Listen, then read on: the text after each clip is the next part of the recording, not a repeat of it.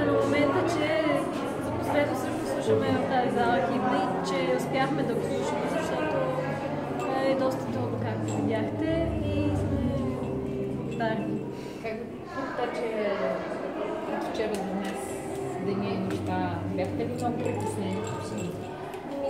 Не мога да кажа, че сме били повече притеснени, отколкото нормално, но много искахме да чуваме химна, много искахме да вземем златни медали точно тук, защото хората са дошли заради нас, хората заслужават да са щастливи, хората заслужават цялата тази емоция, която успяхме да създадем, и мисля, сме много благодарни на цяла България, просто без тях няма да е същия успех, какъвто в момента.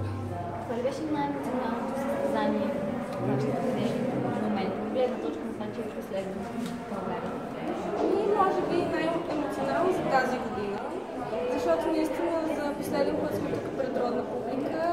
Това състезание страшно много се обичаме и наистина страшно много сме щастливи, че успяхме по този начин да завършим с два златни медала. Няма по-голяма награда за нашия труд. Сега спокойно ли си вече преодоляли крачката да излезеш и да играеш след операцията? Вече все пак колко съчетани изиграхте в 3 дни, мисля, че трябва да има някаква промяна. Ами да, вече съм щастлива, чувствам се добре, не ме боли нищо. Така че така нататък само напред. Цвети, твоето състояние как е? Знам, че имаш лек проблем, как се чувстваш ти и повлече ли ти в тези 2 дни, 3? Ами не, от адреналина, който изписвам по време на състезание, болката почти не се усещаше и от ръкоплясканията на публиката и от подкрепата им не усещам почти нищо. Разбирам, че много щастлива и усмихната.